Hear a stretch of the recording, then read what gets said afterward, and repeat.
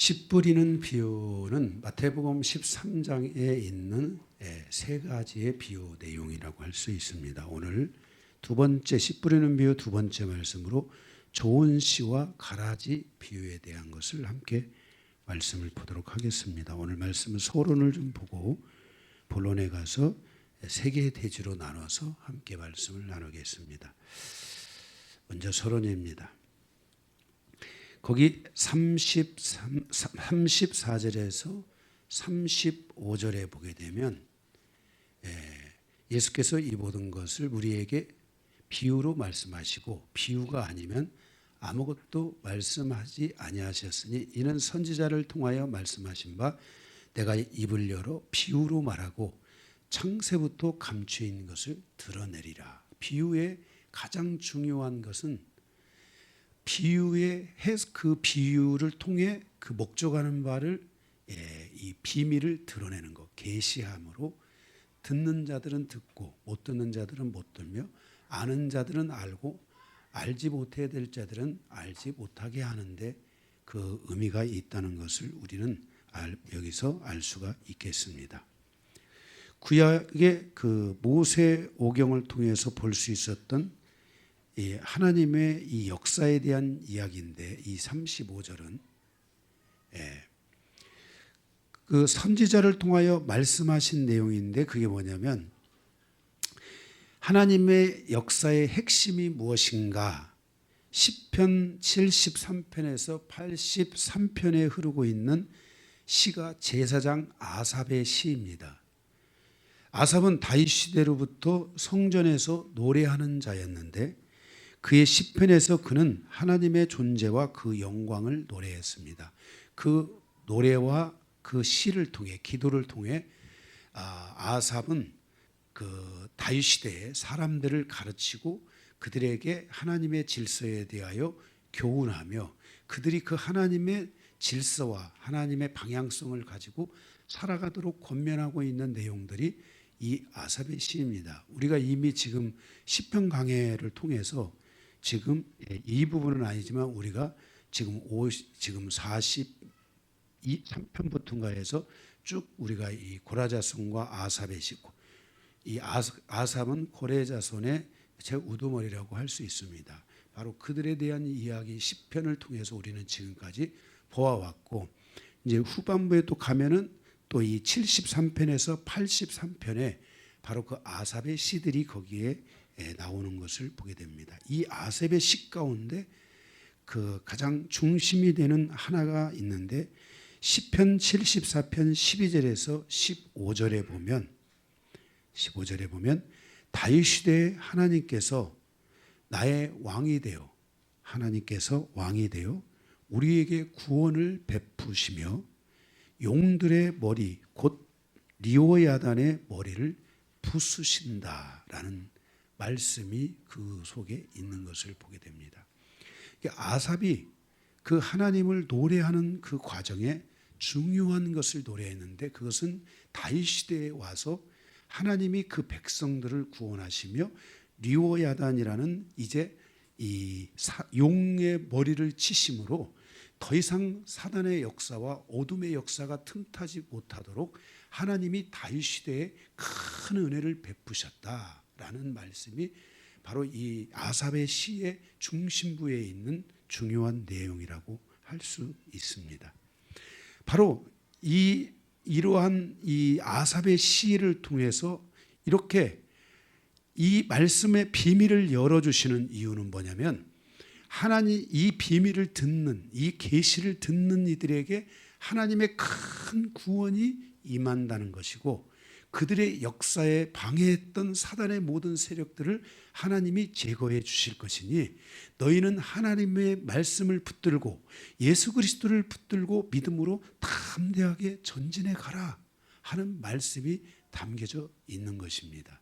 그러니까 바로 다윗 시대에 그와 같은 계시가 임했다는 것은 하나님이 그 시대에 큰 은혜를 베푸신다는 것이고 성경의 말씀을 보다가 이러한 하나님의 말씀의 계시가 누군가 하나님의 종이든 누군가에 통해서 이 말씀의 계시가 열어지고 있다는 것은 하나님이 그들의 무리 가운데 그 큰 구원을 베풀며 하나님의 그와 같은 큰 은혜를 베풀어 주시겠다는 하나님의 약속의 말씀이 그곳에 임하고 있다라는 것을 우리에게 말씀해 주고 있는 것입니다. 제가 지금까지 이 설교를 제가 한 거 말고는 이런 말씀을 전 들어본 적이 없습니다. 그러니 저도 얼마나 어려운 신앙생활을 했겠어요. 이런 말씀이 여러분에게 임한다는 것만으로도 우리 영광교회가 설교를 잘하고, 우리 영광교회가 기름 부심이 있고, 우리 영광교회가 기도를 잘하고, 우리 영광교회가 찬양을 잘하고 이런 게 아니고, 기도를 할 때도 하나님이 함께 해주시고, 찬양을 할 때도 하나님이 함께 해주시고, 말씀을 전할 때도 하나님이 함께 해주신다는 하나님의 특별한 이제 그 역사가 바로 우리와 함께하고 함께하겠다는 그 하나님의 계시가 뭐예요? 이제 풀어지고 열려지고 있다는 것을 우리는 기억해야만 할 것입니다. 그래서 둘째, 이 말씀에서 첫째는 선지자를 통하여서 말씀하셨는데, 둘째는 창세전부터 감추인 것들을 드러내신다. 하나님은 창세전부터 이제 이 종말에 이르는 시간까지 어제나 오늘이나 영원하신 하나님이 일관되게 하나님이 특별히 그 긍휼을 베푸는 시대에 하나님의 그 계시들을 드러내십니다. 그러니까 모든 사람이 다 들었던 것이 아닙니다. 하나님이 듣게 하는 이들이 있고, 하나님이 그들의 가슴에 부어주는 은혜가 있는 때가 있고, 그것을 받는 사람들이 있다는 것입니다. 그러니까 받는 사람이 없는데 하나님이 그냥 열어줄 수가 없습니다. 왜냐하면 하나님의 계시가 열리는데 그것을 받는 사람이 없으면 그 씨를 누가 가져갑니까? 사단이가 가져가 버립니다. 그 씨가 돌밭이나 가시밭과 같은 경우는 열매를 맺을 수가 있습니까? 없습니까? 없는데, 전지전능하시고 무소부재하시고 모든 권능을 가지시고 부와 귀와 권세와 능력과 이 땅의 모든 것을 통치하고 다스리는 하나님께서 당신이 열매를 맺지 못할 그것을 우리에게 절대로 주시지 않는다는 겁니다. 만약에 그럴 것 같으면 처음부터 안 주신다는 겁니다. 그래서 우리는 이러한 하나님의 말씀을 붙들고 꿈을 꾸고 확신하고 믿고 계속 그 말씀을 우리 심령 안에 가져와서, 제가 그 어디 강의를, 그 무슨 선지서 강의를 할 때인가 그랬는데, 이 하나님의 말씀을 읊조린다 하는 말씀이 있습니다. 시편에 있나 어디나 모르겠어요. 읊조리다 이 말인데, 읊조리다라는 말은 호랑이가 말하면은 하고 먹이를 찾다 이런 뜻이고, 비둘기가 구구구구구구구구구구 하면서 먹이를 찾고 자기들의 필요를 구하는 그것에 빗대어 바로 읊조리다 하는 말인데, 이것은 성도들이 하나님의 말씀을 붙잡으면 그 말씀을 의지하여 기도한다는 것입니다. 하나님의 이 말씀을 내가 믿나이다. 제가 기도를 할 때 무슨 기도를 했느냐면 그런 기도를 한 겁니다. 하나님이 말씀을 주시면, 제가 그랬죠. 성경 펴놓고 말씀, 성경만 펴놓고 모든 백과 모든 성경 주석과 모든 것들을 제가 다 버리고 오직 성경만 펴놓고 말씀을 하나님 앞에 구하기 시작했고, 그리고 정말 흐트러지지 않기 위해서 제가 책들을 한 50, 60권 읽었다고 그랬잖아요. 그럴 때 하나님이 은혜를 주시면, 하나님 내가 이 말씀을 믿습니다. 밤새도록 내가 이 말씀을 믿습니다. 내 가슴에 그 말씀이 적셔질 때까지 그 말씀을 읊조리고 고백하고 그것을 내가 양식으로 삼기 위해 밤새도록 울면서 그 말씀을 저희가 섭취한 거예요. 우리 교회 말씀이 다른 것은 몰라도 그러한 읊조림에서, 그러한 그 갈망 속에서, 그러한 울부짖음 속에서 탄생한 말씀이라는 것을 여러분들이 기억해야 돼요. 어떤 말씀이 어려울지라도, 문제는 말씀이 어렵느냐 안 어렵느냐가 아니야. 말씀이 어려우면 성경은 얼마나 어렵겠어요. 그런데 그 말씀이 어렵느냐 어렵지 않느냐가 아니라 그 말씀이 여러분의 심령을 영을 때리고 있느냐 안 때리고 있느냐, 이것이 하나님의 말씀으로 여러분의 심령에 가고 있느냐 가고 있지 않느냐. 그리고 더 중요한 것은 이 말씀이 내 심령에 오고 이 말씀을 내가 묵상하고 이 말씀을 나도 사랑하게 될 때 내 삶에 새로운 여정이 시작되고 새로운 역사가 일어나느냐 안 일어나느냐, 여기에 핵심이 있는 겁니다. 그래서 여러분들의 삶 속에서 이 하나님의 말씀을 주시면 그 말씀을 향하여 계속 여러분의 심령이 다 채워질 때까지, 배부를 때까지 말씀이 더 많이 나의 심령에 와서 나에게 내 지식이 되고 내 감정이 되고 내 의지가 될 때까지 그 말씀을 계속 사랑하는 것입니다. 그래서 제가 그런 말씀 여러분들에게 참 이게 계속 이런 얘기하면 그렇지만 제가 이 말씀을 준비하고 이런 과정에서 저는 매일매일을 울었어요. 말씀을 준비하면서도 울고 말씀을 다 준비해놓고 울고 이 말씀을 내가 올려놓고 설교하기 전에도 울고 또 울고 한 번 눈물이 나면 정말 이 말씀이 내 심령 안에 강이 돼서 흘러 넘칠 때까지 계속 울고 또 울고 울었던 거예요. 그래서 여러분들의 삶에 이 말씀이 여러분에게 권능이 있기 때문에, 이 말씀이 여러분에게 믿음을 주기 때문에 하나님의 말씀을 하나라도 여러분의 가슴에 담으려고 그래야 돼요.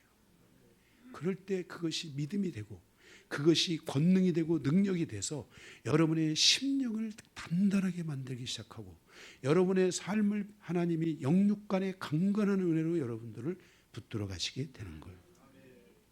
여러분들이 여기 우리에게 셀장이나 우리 셀장급이나 좀 신앙생활 오래 하셨고 변화됐다고 생각하는 분 찾아가서 물어보세요. 무엇 때문에 변화됐느냐? 하나님의 말씀이 나를 변화시켰습니다. 제가 변화시킨 게 아니에요. 하나님의 말씀이 우리를 변화시키는 거예요. 그래서 여러분들이 그 하나님의 말씀을 여러분들의 가슴에 품는 이 은혜들이 있어야 돼요. 그러면 이 창세전부터 감추었던 하나님의 계시가 그 마음을 여는 자들에게 임하기 시작하는 거예요. 이 말씀이 어떤 사람에게는 막 오한마처럼 올 때가 있어요. 말씀의 하나의 말씀의 무게가 오한마 아시죠? 이따만한 쇠뭉치 있잖아요. 이 망치로 여러분의 심령을 향해서 막 빵! 하고 막 올 때가 있어요. 그러면은 이 말씀을 오한마로 한번 맞아보신 분들은, 저는 맞아봐서 알잖아요. 그러면 말씀 앞에 막 내 영혼이 막 팍 쓰러졌어. 엎드리고 누워서 하나님, 나의 하나님, 나의 하나님 하고 그 하나님을 부르지 않을 수가 없어요. 그리고 여러분, 내가 심령이 답답한데, 내가 고통스러운데, 응? 그 죽지 않는 오한마로 누가 한 대 때려주면 시원할까 안 시원할까? 시원한 거예요. 이렇게 하나님의 말씀은 우리에게 심령의 이 위대한 역사를 가져온다는 사실들을 기억하고 여러분들의 삶이 말씀을 가져와야 돼요. 그래서 70의 형제가 나가서 하나님의 복음을 전하는데 사단이 하늘에서 땅으로 떨어지는 것을 보잖아요. 사단이 땅으로 2번 떨어졌는데요. 예? 성경에 표면적으로 2번 떨어졌는데 한 번은 엘리야가 기도했을 때, 또 한 번은 70의 형제가 기도했을 때 떨어졌는데, 그때 하나님의 미카엘의 하늘에 있는 미카엘의 군대가 움직여서 그 안에서 역사하는 모든 세력들을 진멸하고 적그리스도들을 결박하고, 아멘. 이 하나님의 놀라운, 그래서 예수님이 친히 그 70의 형제가 돌아오는데 사단이가 떨어진 광경을 보고 예수님이 친히 두 손을 들어 주제여 주제여 그러면서 하나님을 향해서 영광을 돌리는 놀라운 장면들이 있잖아요. 12제자도 못한 것을 70여 형제, 다시 말해서 소자 공동체가 그 놀라운 역사를 일으켰던 거예요. 여러분들이 이렇게 하나님의 말씀이 여러분의 존재를 혁명시킨다는 사실을 여러분들이 잊지 마시고요. 계속 말씀을 가지고 여러분들이 사세요. 울적하고 힘이 드면 설교를 들으세요.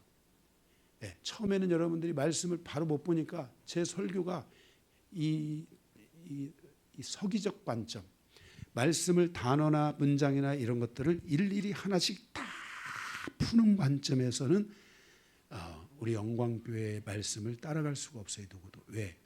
제가 그만큼 성경을 서기하는 시간에 어마어마한 시간을 다 드린 거예요. 그래서 제가 이 한 편의 설교가 나오기 위해서는 제가 그 서기한 이 말씀을 해석하고 풀어낸 페이지는 20페이지, 30페이지 A4용지. 그래서 제가 우리 김봉찬 집사님한테 그 회사에서 쓰고 남은 그 이면지 있잖아요. 한 박스씩 제가 갖다가 몇 박스를 지금 썼어요. 그죠? 예.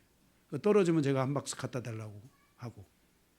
그래서 그 이면지를 갖다가 다 거기다가 말씀을 서기하고 마지막 그리고 그 성경은 이제 그 하나님의 말씀을 마지막 이제 정리를 하기 전 그것을 가지고 그 히브리어 헬라어라는 그 이 보자기에다 싸가지고 그것을 꽉 조이고 나서 이제 국물을 가지고 쭉 풀면 그때 성령이 또 강력하게 그 속에 역사하시는 거예요.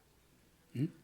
네, 그래서 우리 교회 설교는 어디다 내놔도 정말 문제가 되지 않을 정도로 그 말씀의 그 자체만으로도 강력하기 때문에 여러분들의 삶에 있어서 이 하나님의 말씀을 계속 여러분들이 가까이 하게 되면은 여러분의 삶의 이 묶임들, 이 아픔들, 고통들이 서서히 풀어지기 시작할 거고 정말 잠이 안 오면은 밤에 말씀 들으면서 말씀을 그 설교를 픽처링하고 설교를 녹취하고 그렇게 하면서 여러분들이 하나님 앞에 기도하면서 지내보세요. 예, 잠이 안 오면 그거 해야지 뭐 하겠어. 쓸데없는 생각 공상에 빠지지 말고 이런 시간들을 여러분들이 여정을 가면서 하나님의 말씀을 가까이 하다 보면 여러분 안에 전 놀라운 일들이 일어날 거예요. 그리고 이런 말씀들을 아이들에게 가르쳐 주세요. 예, 우리 강기노 목사나 강한정이는 저희 아내가 어렸을 때 알씀 암송 같은 거를 많이 시켰어요. 착하잖아요. 말씀이 들어가면 착해지게 돼 있어요. 그래서 이 점을 아시고 말씀을 여러분들이 많이 아이들에게 말씀을 가르쳐 주세요. 응? 하나님의 말씀은 너희 마음판에 새기라 그랬잖아요. 하나님이요. 예, 그래서 여러분들이 꼭 그렇게 하시기 바랍니다. 그럴 때, 네, 할렐루야. 그렇게 할 때 하나님의 말씀이 오면 하나님의 통치가 오는 거예요. 아, 하나님이 나와 함께 하시네. 하나님이 나를 다스리시네. 어디를 가든지 하나님이 나를 다스리는 걸 느끼는 거야. 말씀이 내 심령 안에 확 충만하게 임하니까 어디를 가든지 하나님이 지혜를 주시는 거야. 계시가 임하면 지혜가 풀어지고 계시가 임하면 삶이 풀어지는 거야. 어떻게 삶은 어떻게 살아가야 되는지 방법만 알면 절대로 막힐 수가 없어. 문제는 내가 어떻게 살아가야 될지를 지금 모르고 어떻게 가야지 그러다 간 거야. 그래서 실패하는 거야. 그런데 어떻게 갈 줄만 알면은 여러분들의 삶에 있어서 절대로 인생은 실패하지 않는다는 것을, 실패한 인생도 다시 일어설 수 있다는 것을 여러분들이 꼭 기억하시고 말씀을 이렇게 여러분들이 가까이 하시기 바랍니다. 그래서 하나님께서는 바로 그 용들의 머리를 부르신 것처럼 가나안 땅을 중심으로 각 족속과 나라와 백성과 방언들을 불러 그 땅에 하나님의 나라를 세워가기를 원한 거야. 그래서 하나님의 나라가 내 마음에 임하고 하나님의 나라가 내 가정에 임하기를 그 다음 기도하고 하나님의 나라가 내 일터에 내 삶에 임하기를 기도하는 이런 은혜들이 계속해서 여러분들 안에 일어나야 될 줄로 믿습니다. 바로 그렇게 할 때 그 땅에 하나님께서 아브라함과 이삭과 야곱을 출발점으로 삼아 의로운 하나님의 백성들을 그 땅에 거하시게 하는 것처럼 여러분들을 하나님이 의로운 백성으로 삼아 여러분의 가정에 거하게 하시고 여러분의 일터에 거하게 하시고 여러분의 삶의 현장에 거하게 하심으로 말미암아 하나님께서 말씀하셨던 아브라함과 이삭과 야곱을 통해 약속하셨던 그 번성의 축복과 그 하나님의 영광의 축복을 여러분들에게 이루어 주시고 허락하여 주실 줄로 믿습니다. 그러면서 여러분의 마음속에 항상 하나님을 갈망하는 마음이 충만해져야 됩니다. 그러나 인생사의 여정에 밤이 찾아올 수 있다는 것을 여러분들이 기억해야 됩니다. 그 밤에 하나님의 자녀들은 깨어있지 못했기 때문에 인생에 밤이 찾아올 수 있습니다. 우리 인생이 항상 깨어있으면 밤이 오지 않습니다. 그런데 우리 인생이 깨어있지 않으면 밤이 오는데 그 밤은 우리에게 오면 돼요, 안 돼요? 안 되는 거예요. 항상 밤 11시에서 새벽 3시, 4시까지는 사단이가 가장 활발하게 움직이는 시간들이에요. 우리 인생에 밤이 오면 안 돼요. 깨어 있어야 돼요. 네. 그래서 잠자면서도 깨어 있어야 돼요. 저도 잠자다가 깨어 있지 못할 때는 일어나서 속상해요. 좀 더 깨어 있어야 되는데. 여러분들이 항상 깨어 있어야 돼요. 여러분 보세요. 생각에 지배를 많이 받는 사람들도 낮에는 괜찮다가 밤에만 되면 그냥 생각에 그냥 꽃을 피우고 건물을 짓고 빌딩을 졌다 부쉈다 그냥 난리가 아니에요. 그런데 여러분들이 그러한 시간들이 없어지기 위해서는 낮에 하나님의 말씀을 충만하게 임해서 밤이 오지 않도록 해야 돼요. 밤이 온 이들에게 오늘 말씀에 사단이가 와서 가라지를 뿌리고 갔다 이렇게 말해요. 그래서 우리의 인생에서 밤이 오지 않도록 기도해야 되는데 밤에 가라지를 뿌리고 간 내용이 오늘 이 바로 가라지 가라지 비유에 대한 말씀인 거예요. 그래서 좋은 씨가 있는데 거기에 가라지가 덧뿌려지고 간 거예요. 오늘 그 가라지가 덧뿌려지고 간 그 이야기를 통해서 하나님이 우리에게 주시는 교훈이 무엇인가? 우리가 오늘 3가지의 말씀을 함께 보도록 하겠습니다. 특별히 오늘 이 말씀은 이 비유가 종말의 시대를 살아가는 성도들에게 주셨어요. 그러니까 다른 말로 말하면 시대가 어려울 때, 종말의 시대와 같은 때, 이런 때 바로 이 인생에 밤이 올 수 있고요. 그럴 때 조심해야 된다는 거예요. 여러분의 인생이 어렵고 힘들 때, 이럴 때 여러분의 인생을 거기서 조심해야 된다는 것을 말씀해 주고 있어요. 자, 그래서 이 가라지 비유를 통해 주시는 교훈 3가지인데 첫 번째, 좋은 씨를 뿌리는 자와 좋은 씨는 누구인가라는 거예요. 첫 번째 가로 1번, 좋은 씨를 뿌리는 자는 인자다 그랬어요. 첫째는 인자의 사역에 대해서 말씀하고 있어요. 거기 인자는 좋은 씨를 밭에 뿌리는 사람과 같다. 37절에 보면 좋은 씨를 뿌리는 이는 인자요 그랬어요. 요한복음에서 예수 그리스도는 인자가 아니라 왕이신데 그는 생명이며 빛이며 말씀이며 하나님이십니다. 그런데 마태복음과 마가복음, 누가복음에서 예수는 인자로 말씀되어지고 있는 것을 보게 됩니다. 인간으로 이 땅에 오신 예수 그리스도를 말하고 있는데 그의 모든 사역은 모든 사람을 의에 이르게 하고 하나님의 아들들이 되도록 하는 그 길의 여정을 열기 위해서 인자로 계시는데 그 인자가 우리를 모든 사람을 의에 이르게 하고 모든 사람을 하나님의 아들들이 되도록 하는 그 인자의 사역의 최종 목적지는 바로 십자가라는 것입니다. 그래서 모든 사람은 이 예수 그리스도가 모든 사람을 의롭게 하고 모든 사람을 하나님의 아들들이 되게 하는 그 길을 열기 위해서 십자가라는 목적지를 가지신 것처럼 모든 그리스도인들은 모든 하나님을 믿고자 하고 하나님을 믿는 모든 사람들은 십자가에 대한 확증이 있어야만 한다는 것입니다. 모든 인간은 저주와 죄와 심판과 멸망으로 가는 길에 있지만 예수의 십자가는 그 영혼들을 저주와 죄와 심판과 멸망으로부터 완전히 구원해내요. 하나님의 매직, 바로 그 매직이 뭐냐면 십자가인데 그 십자가를 통해서 그 모든 저주와 멸망과 심판을 제하시고 우리를 구원하게 하시며 우리를 하나님의 아들들로 살아가도록 길을 열어주셨다는 것입니다. 바로 그래서 그분이 누구냐? 바로 인자이십니다. 그 인자가 좋은 씨를 뿌리고 있다라고 말씀했습니다. 그러니까 오늘 이 인자를 만나는 사람, 십자가의 확신을 가지는 사람들은 바로 인자를 만나는 것이고, 바로 인자를 통해 그들이 좋은 씨가 된다는 것을 말씀하고 있어요. 내 안에 저주가 있고 멸망이 있고 심판이 있으면 나는 저주와 멸망 아래서 나는 좋은 씨가 아닌데, 이제 예수 그리스도의 십자가를 만나는 사람, 십자가를 확신받는 사람들은 모두가 다 좋은 씨가 될 수 있다는 것을 말씀하여 주고 있다는 것입니다. 예수 그리스도의 십자가는 인간의 죄와 저주와 심판과 멸망에 대한 피 흘림이며, 그리고 죽음이며, 그리고 부활에 이르는 과정을 통해 십자가의 완성을 이루셨습니다. 바로 이것이 인자의 사역입니다. 그래서 여러분들은 예수 그리스도에 대한 믿음을 가질 때 먼저 인자 되신 예수 그리스도, 사람이신 예수 그리스도, 사람이신 예수 그리스도가 우리에게 오셨는데 그가 우리에게 주신 것이 무엇인가? 바로 그 십자가에 대한 확신을 여러분들이 가져야 됩니다. 그래서 자기 십자가가 있어야 됩니다. 자기 십자가가 없기 때문에 주님을 따라가지 못하는 것입니다.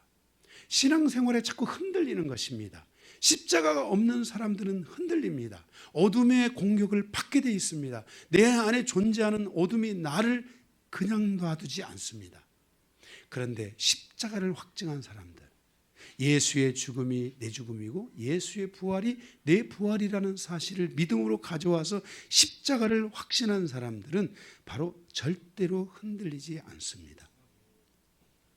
바로 이게 인자의 사역인데, 이것은 창세기 에덴 동산의 비밀이며 선지자들이 전한 복음의 비밀이고, 지금 교회의 비밀로서 씨 비유에 감춰져 있는 비밀인데, 바로 사단의 공격 아래 감춰져 있고 세상으로부터 감춰져 있는 이 비밀은 저주 아래에 있는 인간이 예수 그리스도의 십자가를 통해서 그 은혜로 말미암아 의롭다함을 얻는 것입니다. 이 길을 위해 예수 그리스도가 십자가라는 목적지를 가지고 가고 있는 것이 마태복음입니다. 그래서 마태복음에는 바로 그러한 예수 그리스도의 그 가는 여정에 보이지 않는 십자가의 여정이 존재하는 것입니다. 그래서 제가 지금 마태복음 12장 전까지의 말씀을 통해서 여러분들이 보았지만은 절대 마태복음 이 복음서는 무슨 치유 사역으로 풀고 무슨 귀신 쫓는 걸로 풀고 이런 걸로 풀면은 예수의 십자가는 보이지 않습니다. 어떤 기적으로 풀고 이적으로 풀고 능력을 풀면 예수님의 십자가는 찾을 수 없습니다. 반드시 왜 이 귀신이 나갔는가? 예수님이 왜 이 병을 고치셨는가? 바로 그곳에 주님의 십자가의 여정이 그곳에 숨겨져 있다는 것을 우리는 지난 말씀을 통해 함께 보았습니다. 이렇게 감춰져 있는 우리들, 예수 그리스도와 우리들, 바로 그 비밀이 이 씨 비유를 통해 우리에게 지금 드러나고 있고 예수님의 사역을 통해 드러나는데, 이 씨 비유가 예수님의 사역의 가장 중요한 예수님의 사역의 후반부 6개월을 남겨놓고 전 1년 동안에 예수님이 사역했던 3년 반의 사역 가운데 가장 핵심이 되고 중심이 되는 사역들이 바로 사역 속에 들어가 있는 게 이 씨비유에 대한 가르침들이라는 것을 기억해야 됩니다.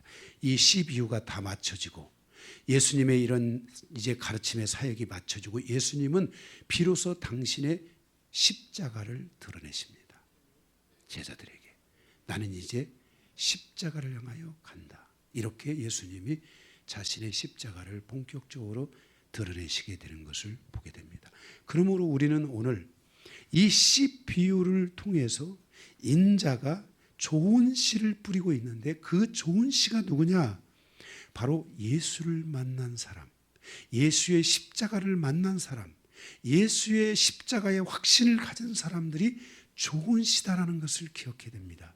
그러니까 오늘 여러분들 가운데 오늘 그냥 교회에 그저 시간이 시간이 남아서 교회를 오고 여러분들이 그저 시간이 조금 더 목사님이 안 가면 출석 체크 전화 올지도 모르니까 혹시 주일 예배에 이렇게 오고 이런 것 때문에 교회를 오신 분들은 여러분들이 좋은 시가 아닐 수 있어요.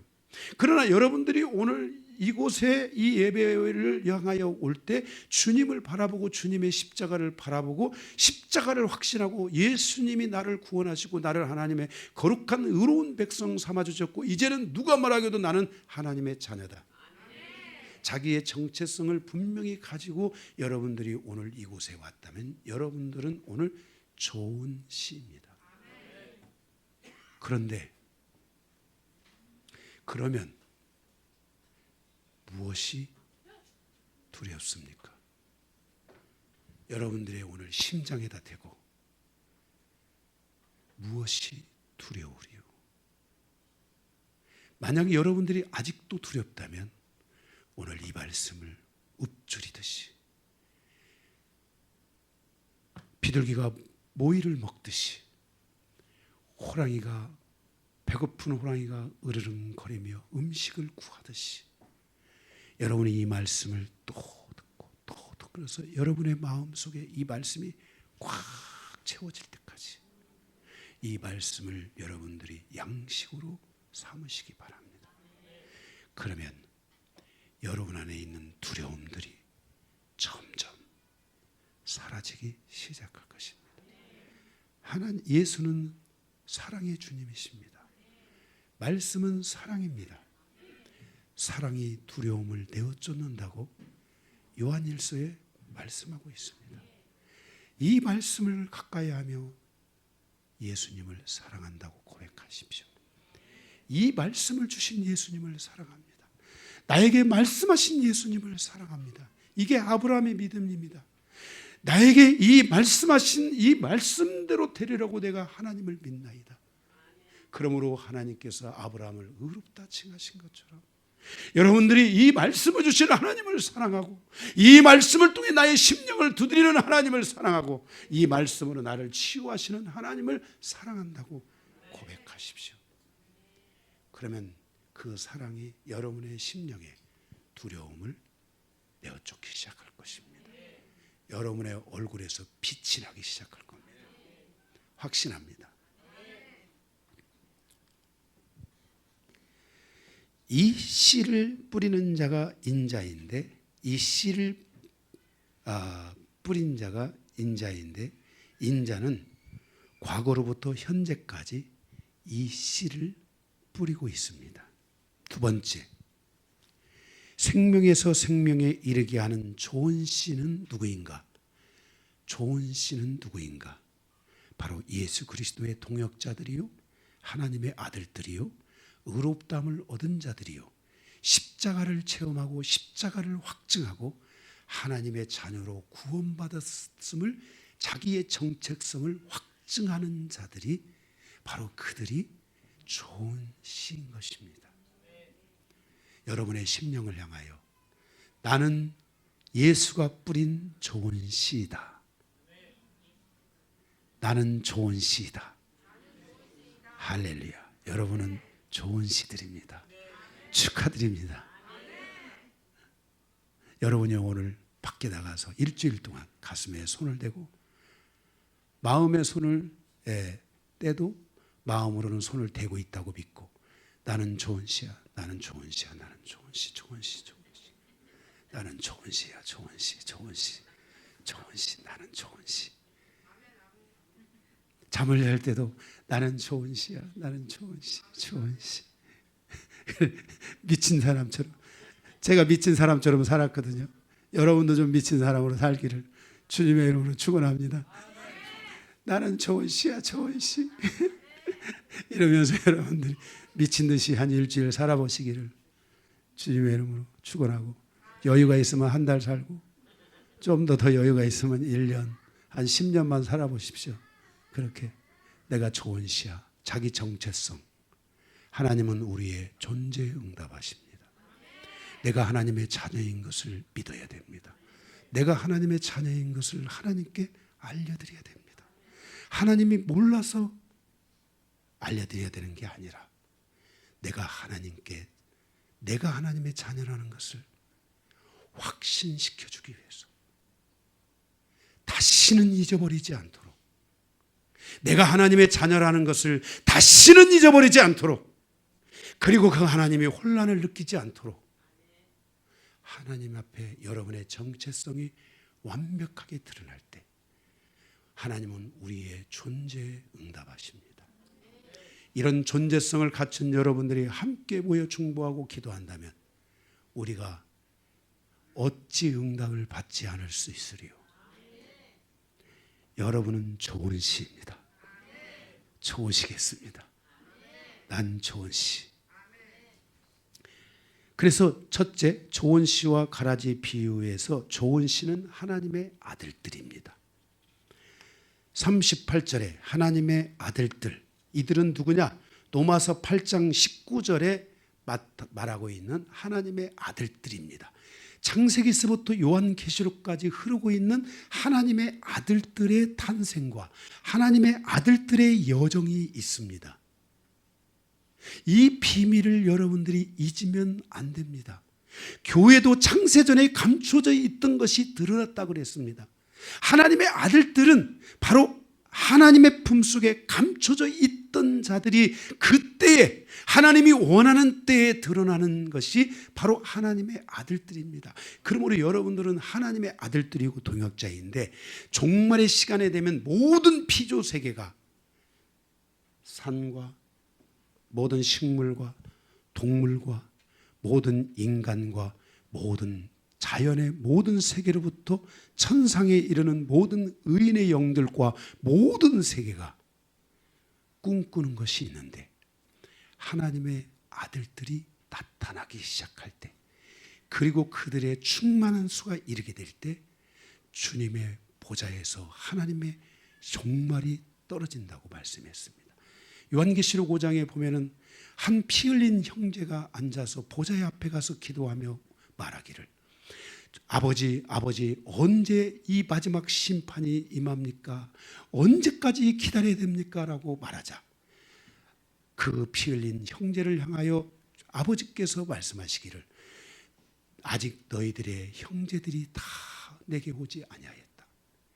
그들이 내게 더 이르는 그날, 바로 그날이 종말이 이르게 되는 날이라고 하나님께서 말씀하십니다.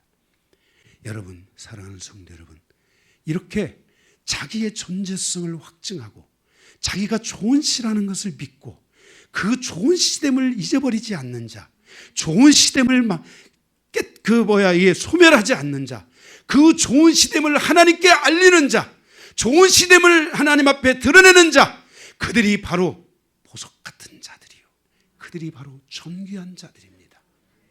오늘 이 시 비유에서 가라지 비유를 말하려고 하는 것이 아니라 바로 이렇게 좋은 씨들, 그 좋은 씨들이 있다는 것입니다.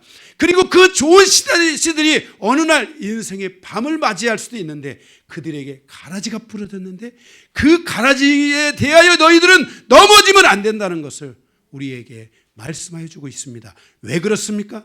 우리는 좋은 시기에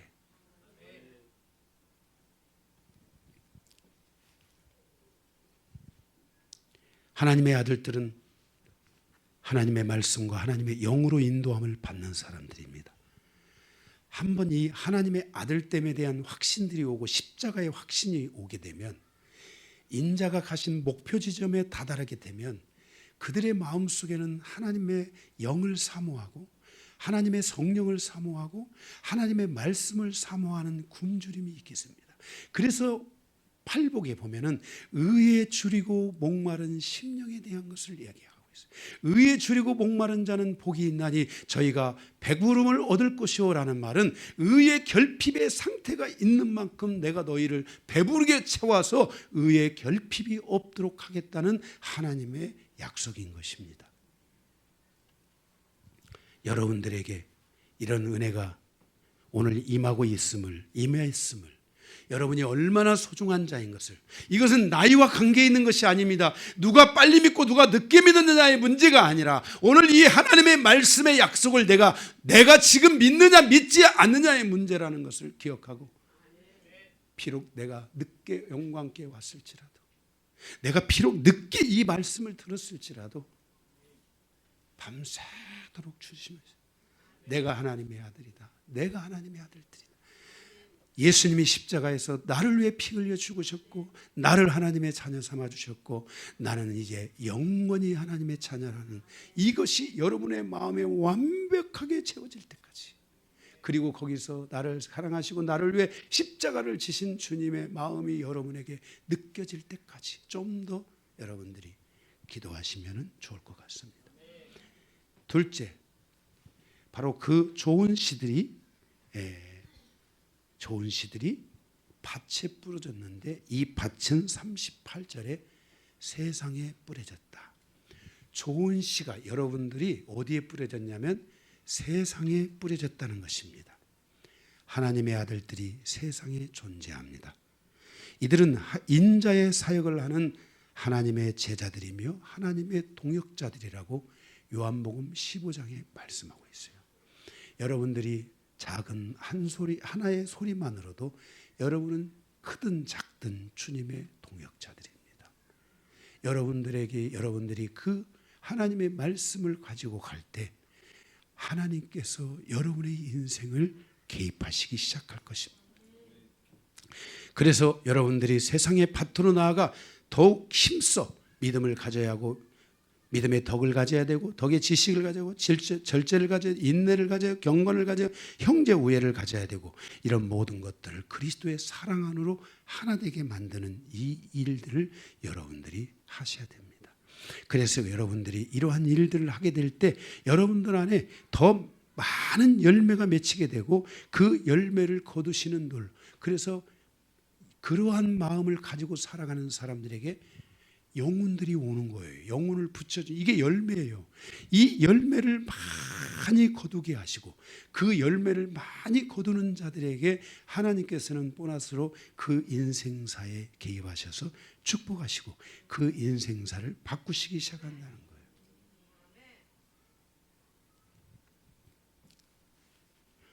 세상을 구원하기 위한 하나님의 씨 뿌리는 사역은 창세로부터 지금까지 계속되어 왔습니다. 노아는 8명의 가족을 구원했으며 아브라함의 의의 씨를 낳았으며 그 씨의 번성이 믿음의 번성을 이루는 믿음의 조상이 되게 했고 그의 그 씨로 말미암아 예수 그리스도가 왔고 예수 그리스도로 말미암아 우리가 그 씨 뿌림을 받아서 좋은 씨가 된 겁니다. 여러분은 참으로 좋은 씨입니다. 그 좋은 씨이기 때문에 우리는 지난주 말씀처럼 당연히 우리의 마음밭이 옥토가 되는 데 집중해야 됩니다.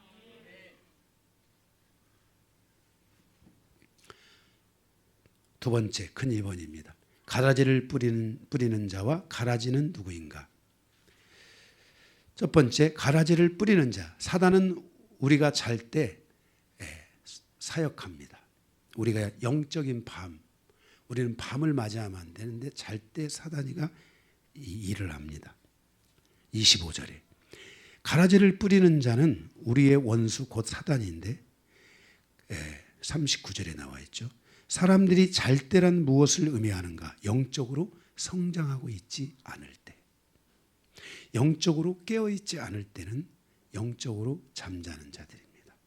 제가 우리 영광교회에 감사한 것 중에 하나는, 참 숫자는 별로 안 돼도요, 우리 영광교회가 시작으로부터 시작해서 지금까지 우리 영광교회 모든 성도들이 지금의 현재 믿음에서 계속 성장하고 있는 게 느껴요. 정말 성장을 멈추지 않고 계속 다 성장하고 있다는 거예요. 아, 저는 이거에 정말 요즘 큰 은혜를 받고 있어요. 너무너무나 감사해요. 그러니까 가라지가 임할 시간이 없는 거야. 응? 뭐 가라지가 임해도 제가 다 용서를 하지 않겠지만은 가라지가 임할 시간이 없는 거예요. 여러분이 원래 조금 부족해서 그렇지, 원래 좀 연약하고 원래 좀 뭐 여러 부족함들이 있고 이래서 그렇지, 여러분들이 계속 성장을 하니까 이게 이 가라지를 뿌릴 시간이 없는 거야. 감사해. 진짜로 감사해. 사단, 여러분 이게 뭐 가라지가 이따가 나오겠지만 가라지는 뭐냐면은 내 옆에 불순종의 아들들이 붙는 거야. 응? 나를 방해하는 거야. 말씀을 믿지 못하도록 방해하는 자들이 내 안에 붙는 건데, 혹시 여러분 말씀을 믿지 못하도록 나한테 붙은 자들이 있어요? 누가? 혹시 붙은 자들? 예. 예, 그런 사람 없죠. 그거 보세요. 정말 우리 교회 성도들은 너무나 감사한 것 중에 하나는 말씀을 믿지 못하도록 방해하는 사람들이 없어요. 부족하고 연약해서 그렇지 그거 없어요. 그런데 부족하고 연약한 것은 언젠가는 끝이 있는 거예요. 응? 아멘? 저는 이 부분에 대해서는 의심치 않아요. 제가 원래 부족하고 그랬는데 저도 한 끝을 봤잖아요. 여러분들도 반드시 다 한 끝을 볼 거라고 저는 믿기 때문에 계속, 그래 예수님이 그랬잖아요. 너의 부족한 것은 용서받을 수 있으나 성령을 회방하는 것은 용서받지 못한다. 이 중요한 것은 우리의 연약함은 용서받을 수 있는 거예요. 그런데 그걸 방치하면 안 되지만 계속 성장해 가야 되지만, 우리가 만약에 어느 순간 안에 우리가 영적인 성장이 멈추고 영적인 깨어있는 것들이 멈춰지는 순간이 지속된다면 그 밤에는 바로 가라지가 뿌려질 수 있다. 이 위기라는 거예요. 그래서 마가복음 4장 똑같은 비유 안에 마가복음 4장 26절에서 29절에 보게 되면 땅이 스스로 열매를 맺는데 처음에는 싹, 그 다음에는 이삭, 그 다음에는 충실한 곡식이라 그랬어요. 그러니까 하나님의 아들들은 이렇게 계속 감자가 싹이 나고 이삭이 충실한 곡식 이렇게 해가지고 쫙 가잖아요. 가가지고 이렇게 해서 성장을 계속하는 것처럼 여러분들의 삶이 이렇게 계속 이렇게 성장하는 삶으로. 네, 이 성장에 대한 DNA, 이 하나님의 영적 질서 안에서 이 성장이 멈추지 않는 DNA. 그래 나는 우리 아이들이 조금 부족해도 기다리는 거야. 가라지만 안 떨어지면 돼. 그 가라지 떨어져서 우리는 기도해야 돼.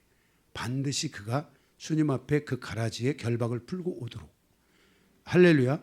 예? 조금만 잘하면 가라지 결박을 풀 수가 있어요.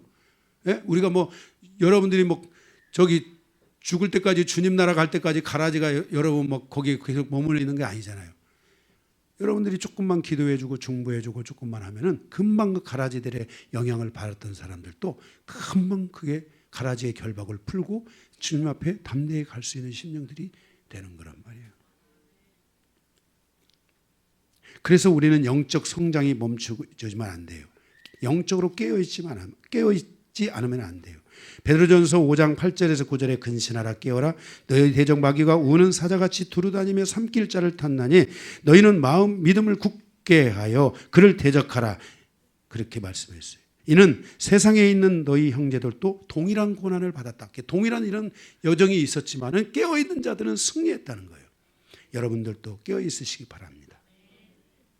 영적으로 깨어있지 않으면 믿음이 연약해지기 시작하고 작은 고난과 어려움이 찾아와도 영적인 감각들을 잃어버리게 되고 세상에 밀리기 시작하고, 이런 것들 때문에 이때 사탄이 우리에게 와서 가라지를 뿌리고 가는데 그 결과 사단의 공격을 받게 되고 믿음이 자라지 못하면서 잘못하면 알곡이 없는 쭉정이가 되어 가라지와 함께 지옥불에 들어가는 거예요.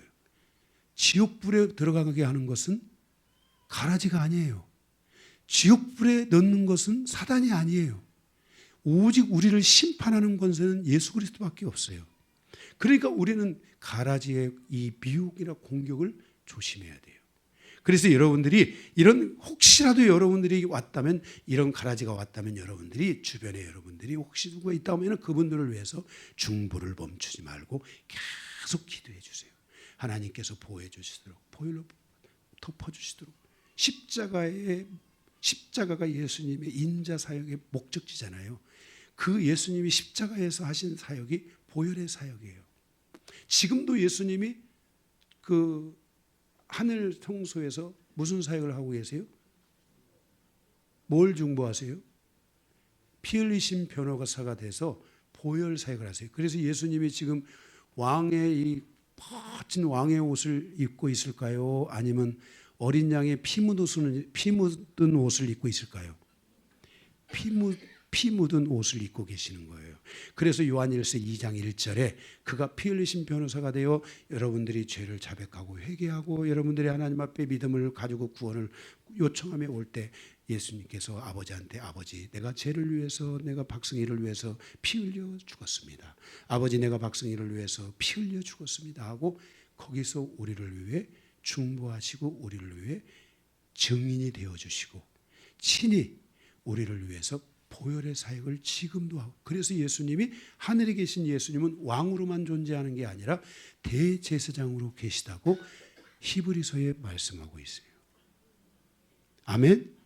네. 그래서 여러분들이 오늘 이러한 말씀에 여러분들이 의지해서 주님께서 지금도 우리를 위해 보혈의 사역으로 대제사장으로서 우리를 보호하고 있고 우리를 구원하고 있다는 사실들을 믿고 그 영혼을 주님의 보혈로 덮어주시고 보혈로 보호해 주시고 그를 위해 보호하는 기도 그들을 위해 정말 주님의 보호하심에 함께하도록 하는 중보를 멈추면 안 돼요. 여러분도 이게 우리 하나님의 아들들이 해야 되는 중요한 일들이에요. 좋은 씨가 해야 될 중요한 일들이에요. 그래서 여러분들이 자녀들을 위해서도 기도해야 되고 이들이 정말 영원히 죽정이가 되어 하나 주님의 심판받지 않도록 여러분들이 자녀들을 위해 기도해주고 가족을 위해 서로를 위해서 기도해주고 아멘. 네. 꼭 그 기도를 하시기 바랍니다.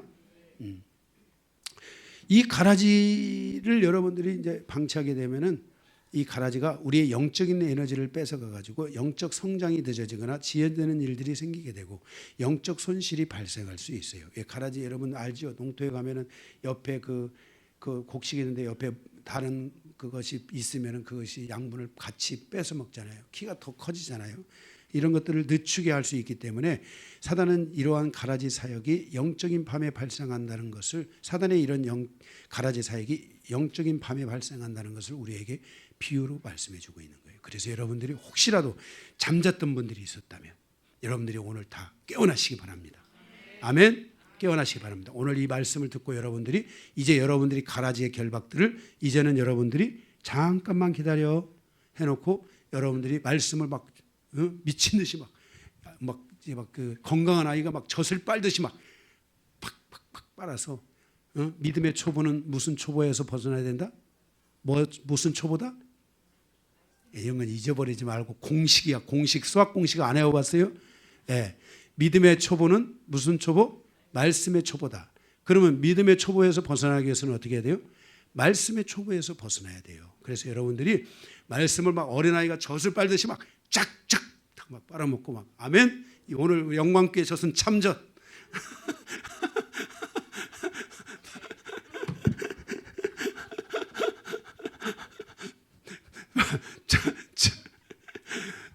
젖만 빨지 말고 이제 죽에서 이제 밥에서 이제 막 단단한 것도 막 촥촥 빨아먹어가지고 가라지는 가라. 가라지는 가라. 아멘. 네. 자 믿음으로 한번 해봅시다. 가라지는 갈지어다. 네. 네. 그래서 주변에 누가 혹시라도 요즘 말씀 너무 열심히 보는 것 같아. 조금만 봐. 요게 가라지구나. 이 마귀 새끼는 떠나갈 자다. 이러지 말고 주님께서 이 영혼을 긍휼히 여겨주시고 보혈로 덮어주시고 이분도 나와 같이 정말 주님의 큰 믿음 가지고 갈 수 있는 믿음의 일꾼이 될 수 있도록 도와주시고 그를 위해 중보하고 아멘. 이러면서 여러분들이 주님의 사랑으로 그들의 영혼을 이끌어주는 이런 은혜가 있기를 바랍니다. 네. 그래서 여러분들이 그럴 때 딱 아니야. 나는 이제 정말 주님을 향해서 담대히 나아갈 거야. 이번에 영광교회 가서 깨달았어. 내가 하나님의 좋은 씨라는 것을. 할렐루야. 예, 그렇게 가시기 바랍니다. 예. 자, 그래서 이런 씨의 공격이 여러분들에게 없도록 해야 될 것입니다. 자, 그 다음에 세 번째 2번에 3번입니다. 2번에 1번 가라지를 뿌리는 자가 누구인가? 2번 가라지는 누구인가? 3번 가라지가 하는 일은 무엇인가? 가라지가 하는 일이 무엇인가? 좀 더 구체적으로 보겠습니다. 41절에 보면 첫째 가라지가 하는 일은 하나님 나라에서 우리가 넘어지도록 하는 일을 한다는 거예요. 성도는 절대로 하나님 나라에서 넘어지는 자가 되면 안 됩니다. 하나님 나라에서 넘어지는 자는 그들의 삶이 처음 형편보다 나중 형편이 더 나빠질 것이라고 말씀했습니다. 베드로전서 2장 8절에서 말씀처럼 성도는 절대로 말씀에 걸려 넘어지거나 예수 그리스도에게 걸려 넘어지는 자가 되면 안 됩니다. 말씀에 걸려 넘어지면 안 됩니다. 그러면 어떻게 되냐면 말씀을 믿음으로 받는 신앙이 돼야 되고 말씀을 생명처럼 여겨야 되고 말씀을 여러분들이 충분하게 먹는 시간들이 있어야 돼요. 말씀을 앞에 것만 먹지 말고 뒤에 것도 먹고 말씀을 여러분들이 제일 종밥은 전체적으로 먹어야 돼요. 통으로 먹는 말씀을 여러분들이 계속 훈련해야 돼요. 말씀을 편식해 가지고 오늘 말씀 받은 은혜가 무엇입니까? 내 오늘 뭐 은혜 받았더라. 단어 찾기 해가지고 단어 하나 찾아가지고 감사. 오늘 저 감사의 은혜 받았습니다. 그런데 내용이 감사는 아니야. 감사도 있지만 가지고 그 단어 찾기 하나 해가지고 그 편식하는 이런 정말 여러 성도가 아니라 말씀을 통으로 먹기 시작해야지 여러분이 시험에 안 되는 거예요. 말씀에 넘어지지 않아. 말씀을 이렇게 편식하게 되면은 의심. 내가 예수님이 나를 의심하시는가 봐. 이렇게 말씀을 단어적으로 먹고 편식하게 되면 여러분들이 말씀에 넘어지게 되는 거야. 그러지 말고 말씀을 통으로 먹으면 전체적인 말씀이 뭐냐? 예수님이 오늘 나를 좋은 시라고 말씀했구나. 편식하게 되면 가라지. 내가 가라지래. 이렇게 하면은 여러분들이 가라지야. 이렇게 하면 여러분들이 이게 진짜 가라지에서 벗어나기가 얼마나 어렵겠어요. 오늘 말씀이 가라지예요? 아니잖아요. 좋은 씨에 대한 이야기고 좋은 씨임에도 불구하고 가라지가 떨어질 수 있는데 이 가라지를 주님이 이따가 나오지만 뽑으라겠어요? 뽑지 말라겠잖아요. 어떻게 알아? 그들이 좀 더 자라도록 놔둬라. 그러면 그들이 그것을 이겨낼 것이다. 이렇게 말씀하고 있잖아요. 그래서 여러분들이 말씀을 편식하는 자가 아니라 말씀을 전체적으로 먹는 삶을 갖고 말씀에 목숨을 걸고 말씀을 생명처럼 여기는 신앙생활이 돼야 되는 거예요. 그래서 여러분들이 믿음의 초보에서 벗어나기 위해서는 말씀의 초보에서 빨리 벗어나는 신앙들이 여러분에게 있고 말씀에서 여러분들이 더 깊이 돼요. 그래서 히브리서의 말씀이 그렇게 하고 너희가 때가 오래므로 마땅히 선생이 될 터인데 너희가 아직도 신앙 말씀의 초보에 머물러 있다. 이런 말씀이 있잖아요. 그래서 우리가 신앙의 초보에 머물러 있는 것에서 빨리 벗어나기 위해서는 말씀의 초보에서 빨리 벗어나는 길이 다는 것을 여러분들이 기억하고 여러분들이 말씀을 지식으로 뿐만 아니라 말씀을 많이 아는 자들이 되시기를 주님의 이름으로 축복합니다. 둘째는 41절에 보면은 불법에 빠지게 합니다. 불순종의 삶을 통해서 말씀을 잃어버리게 하고 말씀에서 떠나게 함으로 하나님의 때와 하나님의 뜻이 없는 자의 삶을 살게 한다는 것입니다. 성도는 하나님의 때를 따라서 움직일 줄 알아야 되고 하나님의 뜻을 따라서 움직여야 됩니다. 우리가 하나님의 때와 하나님의 뜻을 소중하게 여기는 것은 하나님의 말씀을 붙잡고 있기 때문입니다. 하나님의 말씀은 하나님의 뜻이며 하나님의 말씀은 하나님의 때인 것입니다. 그런데 하나님의 말씀을 붙잡고 있는 자들은 하나님의 때를 따라가고 하나님의 뜻을 따라가는 것에 불편함이 없게 되는데 그것에 힘들지 않게 되는데 말씀의 그것을 붙잡지 못하는 사람들은 하나님의 말씀을 통한 하나님의 때와 하나님의 뜻들을 놓치니까 전부 불법, 말씀이 없는 선택을 한다 이 말입니다. 말씀을 붙잡지 않는 불법의 상태가 되면 그는 하나님의 뜻을 따라서 삶을 살아가지 않고 율법에 속한 나라들도 율법을 따라서 살아가는데 중동지요. 세상의 법에 속한 사람들도 나라들도 그 법을 따라서 살아갑니다. 세상 나라들입니다. 그런데 하나님의 자녀들이 성도들이 하나님의 말씀을 기준으로 살아가는 것은 당연한 것이고 하나님의 말씀을 기준으로 살아가며 하나님의 은혜와 하나님의 지혜를 구하면서 세상의 나라와 율법의 나라를 능히 이길 수 있는 자의 삶을 살아가야 됩니다. 그래서 로마서 8장 1절에 생명의 성령의 법이 죄와 상함의 법, 뭐예요? 죄법, 율법의 법에서 자유케 한다라고 말씀했잖아요. 하나님의 모든 말씀과 법은 여러분들이 세상에서 알고 있는 지식과 학문과 그것의 최고의 위치에 있는 것이 하나님의 말씀의 법이라는 것을 여러분들이 잊지 마시기 바랍니다. 제가 오늘 시간이 없어서 그러지 여러분이 만약에 지금 나에게 그것에 대해서 그게 무엇입니까? 구체적으로 말해주세요 하고 저한테 질문하면 제가 여러분들에게 1시간에서 2시간에 걸쳐서 충분히 말씀드릴 수 있어요. 얼마나 이 세상의 학문이 초등한 것인가. 사도 바울이 세상의 학문, 세상의 철학을 가리켜서 그것은 초등한 것이니 너희는 그 초등학문을 쫓지 말고 하나님의 말씀을 쫓아가라라고 말씀해 주셨잖아요. 세상의 학문이 얼마나 초등한가 알아야 돼요. 그래서 여러분들이 세상의 초등한 것들, 세상 사람들도 세상의 그 학문을 쫓아가는데 그리스도인들이 하나님의 말씀을 이렇게 가까이 하지 않는다면, 그래서 여러분들은 말씀에 목숨을 걸어야 돼요. 말씀을 사랑해야 돼요. 말씀을 사랑한다고 고백해야 돼요. 하나님, 내가 이 말씀을 사랑합니다. 하나님이 이 말씀이 나의 생명이십니다. 이 말씀이 나를 살리는 것을 믿습니다. 하나님, 내가 이 말씀과 함께 갑니다. 나를 하나님이 살리시고 나의 기도를 들으시고 당신의 위대한 일을 이뤄달라고 여러분들이 기도해야 됩니다. 이 말씀 붙잡고 기도해야 됩니다. 살려달라고. 저는 이 말씀 붙잡고 살려달라고 기도한 것입니다. 그 찬양이 있잖아요. 찬양. 말씀의 운명을 걸었다. 그 찬양. 있지요 그거.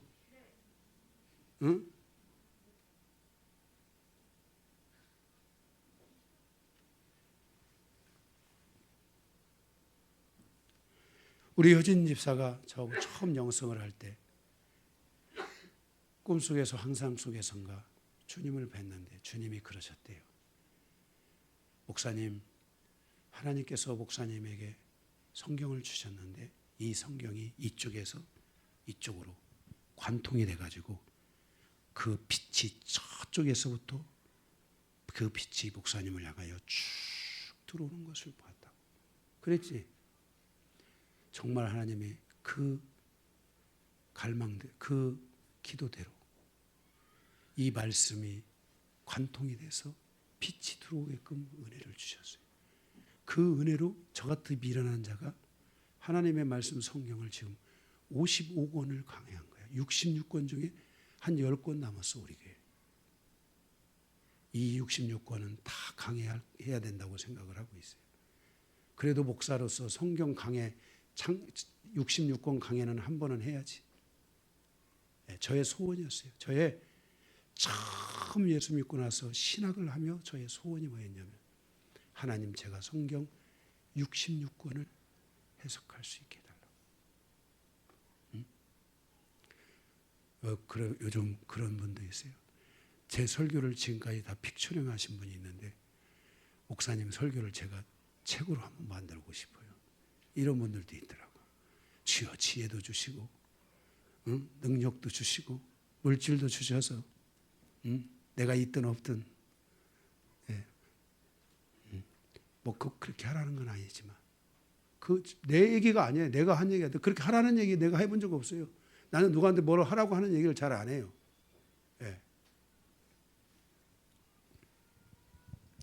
하나님의 말씀이 얼마나 중요한지를 알고 이 하나님 말씀 속에 하나님의 때가 있고 하나님의 뜻이 있어요. 이 때와 뜻을 여러분들이 갖지 못하면 불법이 되게 되고 이 불법에 빠지기 시작하면 여러분들이 하나님의 역사를 이루갈 수가 없고 하나님의 지혜를 가질 수 없게 돼요. 우리의 손에 달란트가 주어져 있습니다. 어떻게 이익을 남기고 어떻게 좋은 열매로 하나님의 뜻을 세상에 전하며 어떻게 세상에 하나님의 영광을 전할 수 있습니까? 내게 있는 내 손에 주신 이 달란트가 어떻게 빛을 발할 수 있습니까? 그것은 모든 최고 법전의 최고 위에 있는 하나님의 말씀을 통해서 이기는 자가 되어야 되고 하나님의 뜻을 따라가는 여정이 여러분 안에 풀어지기 시작한다면 반드시 여러분의 손에 달려진 이 달란트가 빛을 보는 시간이 있을 것입니다. 우리가 이제 마태복음 강의를 하면 25장에 가면 달란트 비유가 있습니다. 이 달란트 비유에 2달란트가 4달란트가 되고 5달란트가 10달란트가 되고 더 많은 것으로 하나님이 주시겠다는 이 약속의 말씀이 우리에게 무엇을 의미하는지 저도 그때 가서 해석해 봐야 합니다. 그렇지만 여러분의 손에 하나님이 주신 달란트가 있어요. 여러분의 손을 들어보십시오. 달란트가 있는지 없는지. 저의 달란트는 말씀을 전하는 겁니다. 저는 원래 돈 버는 자가 되려고 했습니다. 그런데 하나님이 저의 마음에 소원을 주시기를 너는 돈 버는 자가 되지 말고 너는 나의 말씀을 전하는 자가 되라.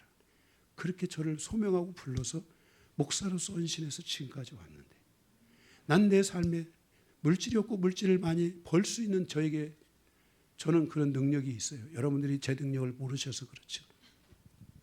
저는 아줌마들 호주머니에 있는 돈을 다 내 것으로 뺏을 수도 있어요. 그런데 한 번도 뺏어본 적은 없어요. 제가 우리 아버지가 장사를 사업이 망하고 나서 뭔 장사를 하게 됐는데 큰 대리점을 하는데 막 어마어마하게 막 박스도 막 이런 막 정말 창고에다 들여서 이런 걸 하는데 제가 그때 알바 한번 하겠다고 아버지 차 한 번은 주시면 안 되냐고 돈이 필요해가지고 그래서 제가 그때 귤인 것 같은데 귤을 트럭에다 한 차를 싣고 가서 반나절 만에 다 팔고 들어왔어요.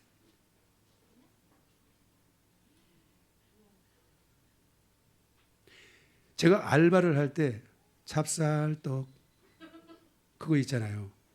그거 알바를 할 때 다른 사람들은 가서 뭐 몇 개밖에 못 팔고 오는데 저는 갖고 가면 부족해가지고 한 번 더 와서 해가지고 다 팔고 들어와요. 제가 그래서 돈 벌려고 그랬어요.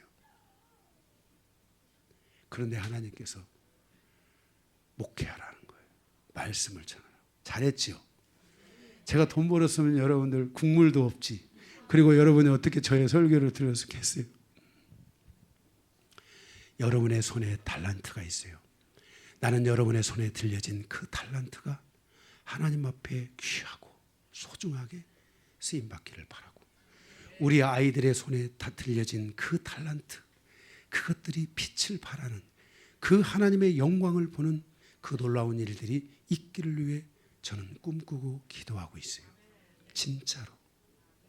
이런 삶들이 여러분에게 이루어지기 위해서 말씀을 가까이 하고 말씀을 살아야 하고 하나님의 뜻이 무엇인지를 묻고 하나님의 때가 언제인지를 묻고 그렇게 여러분 가시기 바랍니다.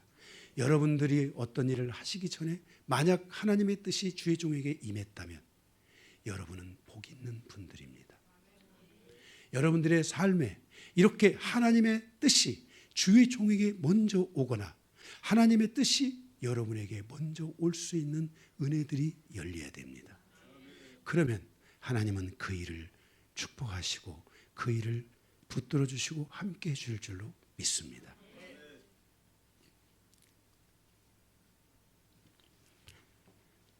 이것이 바로 가라지 비유에서 주는 교훈들인 것입니다. 마지막 세 번째 30절에서 39절 하에서 43절 이 비유의 시점이 어느 때인가? 추수 때에 맞추어져 있습니다. 여러분의 인생에 추수를 거둬야 될 때 그리고 하나님의 나라의 추수가 이루어져야 될 때 여러분의 삶에서 정말 그 새로운 역사가 반드시 풀어져야 될 때 바로 그러한 때에 맞춰져 있다는 것입니다. 추수 때가 되면 가라지는 완전히 결박을 받게 됩니다. 여러분의 인생사의 가라지의 결박이 풀어지기를 주님의 이름으로 축복합니다. 여러분의 인생사에 좋은 시로 살아가기를 주님의 이름으로 축복합니다. 반드시 추수의 때는 와야 되고 주님의 추수도 우리에게 옵니다. 주님의 종말의 시간은 반드시 옵니다. 여러분의 인생의 추수의 때도 반드시 와야 될 줄로 믿습니다. 내 인생이 왔다 거저왔다 거저가는 인생이 아니라 주님 안에서 반드시 그 한 번의 위대한 추수를 거둘 수 있는 이런 역사들이 일어나야 됩니다. 마지막까지 여러분들이 알곡으로 살거나 여러분의 인생의 삶에서 그 세상 끝에서 살아가는 여러분의 삶이 여러분 안에 있는 가라지를 제거한다면 여러분의 삶에 반드시 위대한 추수들이 이루어지게 될 줄로 믿습니다. 여러분의 그 위대한 추수가 하나님 나라의 추수가 될 것이고 하나님이 영광을 받으실 줄로 믿습니다. 두 번째 43절 세상 끝에는 천사들이 와서 의인 중에서 악인을 갈라내어 풀무불에 던지게 되는 것을 보게 된다고 말씀하고 있습니다. 거기서 울며 이를 갈미 있을 것이라 했습니다. 43절 그러나 의인은 주님이 재림하실 때 하나님의 나라에서 해와 같이 빛날 것이라 그랬습니다. 여러분들이 울며 이를 가는 자, 인생에 있어서 후회하고 또 후회하고 후회하며 껄껄껄껄 하다가 가는 인생이 아니라 여러분들의 삶이 정말 하나님의 나라에서 해와 같이 빛나기를 주님의 이름으로 축복합니다. 후회하는 인생은 공동묘지에 가보면 소리가 들려요. 잘 들어보세요. 껄 이런 소리가 들려요. 여러분의 인생이 껄껄이 아니라 오늘 믿음으로 전진. 믿음에는 뭐가 있다고요? 전진성. 아멘. 하나님의 믿음에는 전진성이 있어요. 여러분 계속 전진해 가시기 바랍니다. 세 번째 28절에서 29절 가라지를 뽑아내야 합니까?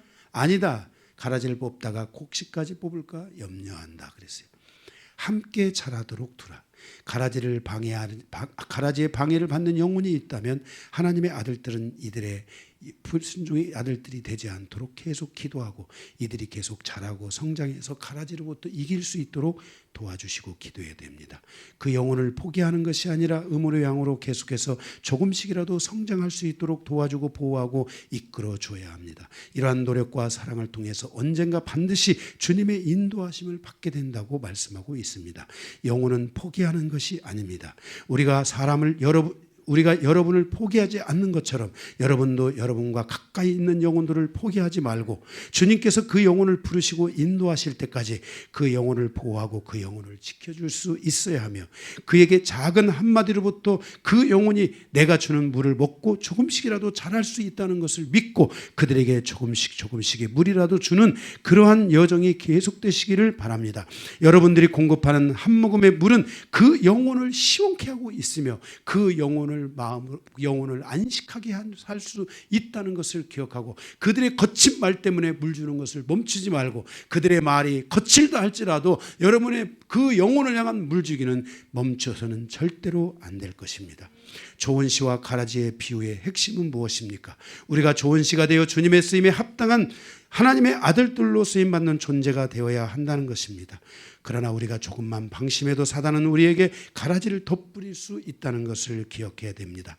가라지의 덧뿌림을 받은 영혼은 계속해서 사단의 공격을 받을 수 있습니다. 가라지의 공격을 받은 영혼을 위해서 하나님의 거룩한 제자들이 그들을 돕고 지켜주며 보호하고 그들을 계속해서 그들이 믿음 안에 믿음의 인도함을 받을 수 있도록 도와줘야 될 줄로 믿습니다. 영혼을 포기해서는 절대로 안 됩니다. 하루빨리 그들의 믿음에 눈이 뜨고 가라지의 결박을 풀고 하나님의 아들들로 쓰임받는 길들이 열려지기를 위해 우리 모두 다 같이 힘써야 할 줄로 믿습니다. 그래야 주님 오시는 그날 우리의 모두의 얼굴에서 해같이 빛나는 그 아름다운 은총이 있게 될 줄로 믿습니다. 말씀을 마치겠습니다.